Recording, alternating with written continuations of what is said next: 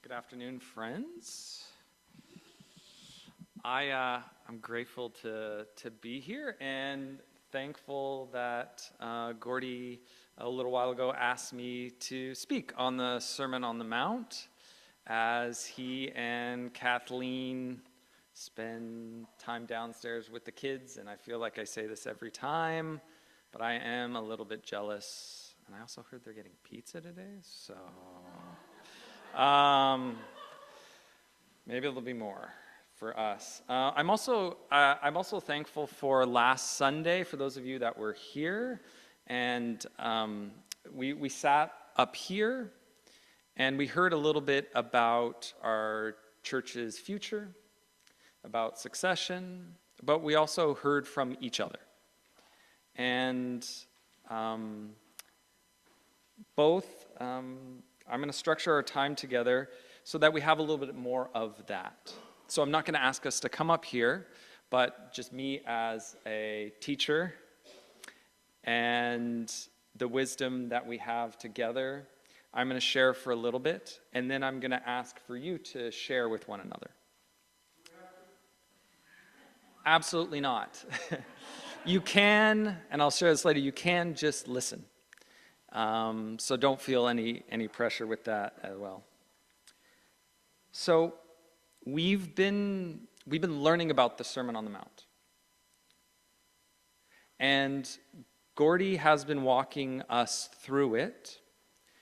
And I want to remind you, just in terms of background, like the Sermon on the Mount is in the book of Matthew as the first of 5 discourses by Jesus. And this is very intentional because Matthew, and this would be known to the listeners, Matthew is trying to echo the 5 first books of the Old Testament, the Pentateuch. Okay? And he is trying to portray Jesus as bringing about this new exodus for the people of Israel. And in that, he portrays Jesus as this new Moses. So it's no surprise that at the beginning of the Sermon on the Mount, what does Jesus do? Jesus goes up on a hill or goes up on a mountain, and he begins to speak. Blessed are the poor in spirit. Just like Moses went up on Mount Sinai and got the 10 Commandments from God. So, and it's just like the image here of this mountain, of this place where God is being encountered. And reminding the people of Israel what they're called to be a light to the nations. So, a couple things about this Sermon on the Mount. Number 1, just like the Exodus, the 10 Commandments, and the 5 first books of the Bible, Jesus' Sermon on the Mount is subversive, very subversive to the empire of the time. So just like it was, they were using the language of the Egyptians, Jesus is using the language of the people of the time to subvert their expectations and what they know. And he is getting them and asking them to swim against the flow of culture. And he's doing this by using shock, hyperbole, exaggeration, and we'll come across one of those today. And to disrupt our ways of thinking, to wake us up. And there's no way around it. This is a difficult teaching. The Sermon on the Mount is very difficult for us to hear. But I will say, as an educator, and have spent some time developing it around the Sermon on the Mount for my students, they find it to be a breath of fresh air. That it kind of breaks apart their way of thinking about what it means to be a Christian. So, what does Jesus do?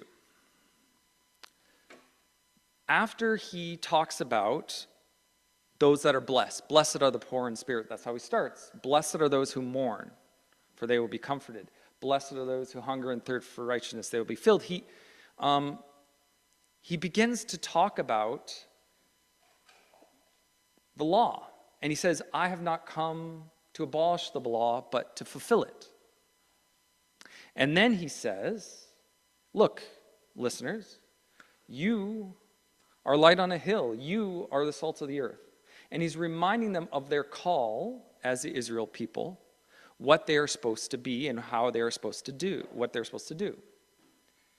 And so he's echoing the Torah that they have to guide them.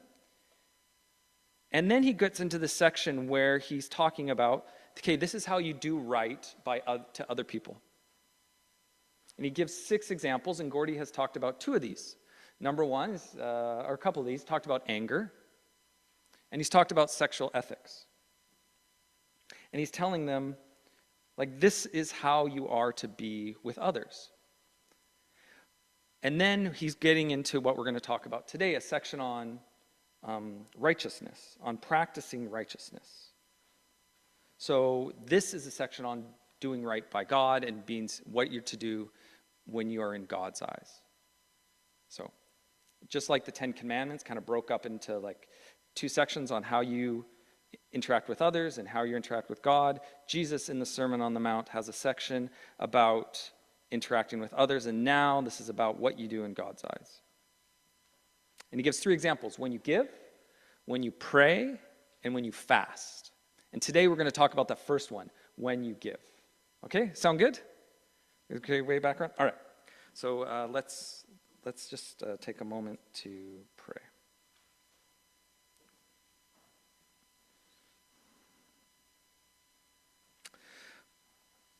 Yeah, Father, speak to us through this, your word.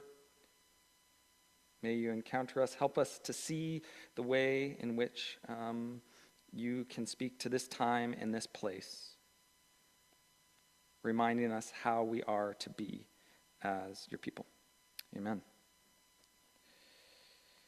So, Jesus says, be careful not to practice your righteousness in front of others to be seen by them. If you do, you will have no reward from your Father in heaven. So when you give to the needy, or give to the poor, do not announce it with trumpets, as the hypocrites do in the synagogues and in the streets, to be honored by them. Truly I tell you, they have received their reward. But when you give to the needy, do not let your left hand know what your right hand is doing, so that your giving may be in secret. Then your Father, who sees what is done in secret, will reward you. There are sort of 3 points I want to make with this. And the first is Jesus' phrase, when you give to the poor, or when you give to the needy. It comes from a Greek word, eleo, which means to show mercy or show concern or compassion through concrete acts of generosity. So this is where we get to the word, give to those in need or give to those that are poor. The other thing I want to mention about it, it's not if, it's when you give to the poor. So this is baked into the Jewish culture of the time. In their law, it has a law of gleaning in Leviticus 19, where you're supposed to leave some of your crops for people to glean, to take. There's the Sabbath year harvest, where you're supposed to let everything rest, and so people can take what they need. And then there's Deuteronomy 15 talking about canceling debts. So every 7 years, you cancel the debts that people have. This was a very public act, giving to the poor. And especially, it along with giving sacrifices at the temple, showed your devotion to God, showed your piety. And when the temple was destroyed, or where people weren't at the temple, it became the singular act of piety. Giving to the poor and showing people that you gave to the poor showed that you were in right relationship to God. Okay? And this really echoes even in Proverbs. Like Proverbs 14:31 tells us, how you relate to the poor is how you relate to God. It's clear. He's clear with his people what he wants for them. And we lose this today. This is not a context that we're in. And this is where it makes it maybe a little bit difficult, or maybe not as countercultural as it would have been for Jesus. Because this biblical worldview has so invaded our culture.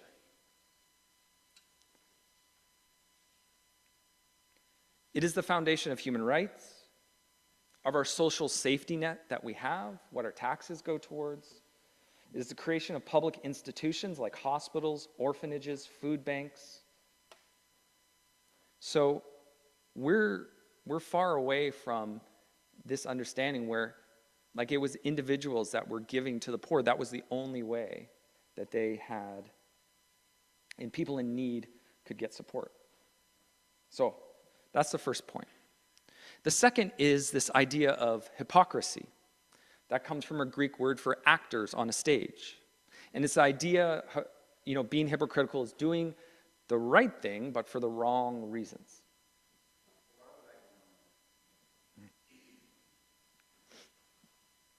And Jesus is not saying it's bad that they're doing the right thing. He's saying, but no, they have received their reward.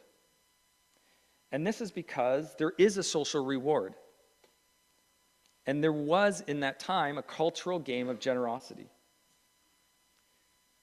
It was an honor-shame culture. Gaining public honor was the only game in town. Like, it was the only thing that you could do to get a leg up in society, to get at the table with the elites. I mean, we have it a little bit now, but back then archaeologists can go and they find plaques that people they've given a bunch and then their names on it, and it talks about all that they've done because they're trying to gain standing in the culture. And Jesus is offering a different way. He says, and uses this image, do not let your left hand know what your right hand is doing. And this is the third point. This has been interpreted different ways. However, there isn't full agreement on what he's meaning, other than, I think, he's commanding us to completely remove any social calculations and strategy from our generosity. The image that I like, that I've read about with this, is dancing at a wedding. Okay? That may not be what you thought I was about to say, but I love dancing at a wedding. There isn't many opportunities in our culture, well, for me anyway, other than weddings, to dance together with multiple generations, being there. And it's this idea of, you're dancing and you're not trying to be coordinated, okay? And you're just free. And there's a kind of unabandoned joy to it, and you're totally unconcerned who is watching. And this is the kind of image that Jesus is getting at with the left hand, right hand. Like, there's no calculation. You're just there, and you're doing it, and there's joy. All right. So those are the three ideas. What does that mean for us? Okay, here and now. We are in a different culture, and we're not in we're in a highly individualized culture. We don't need this social capital in the same way that they did. Be true to yourself, you do you. You don't really have to care what others think. We're isolated in that way. We don't depend on public moral reputation to build value and success. We can do it individually. Also, just within the church, like in our church, when we tithe, most of us give online. We do pay in secret, and there's a couple of people know, and it's not like, and when I was a teenager and started being part of a church community, it was a Baptist church, and there were these giant plates that you would pass along the row, and every once in a while somebody wouldn't have flipped over their envelope so you could see their name and like how much they tithed on the card. And or like I lived in Uganda for a little while, and there at the church community I was connected to, like giving, you stood up front and there was a bowl, And people danced, and they came up, and you gave very publicly up at the front of the church. And that's not us, right? And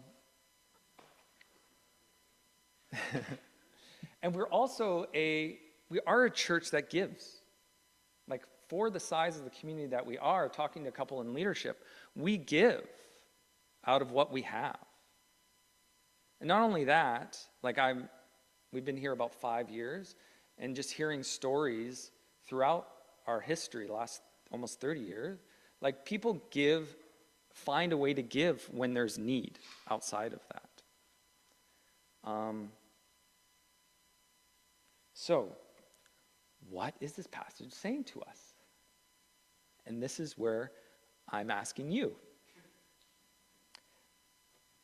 So let's take a minute, just sitting in silence.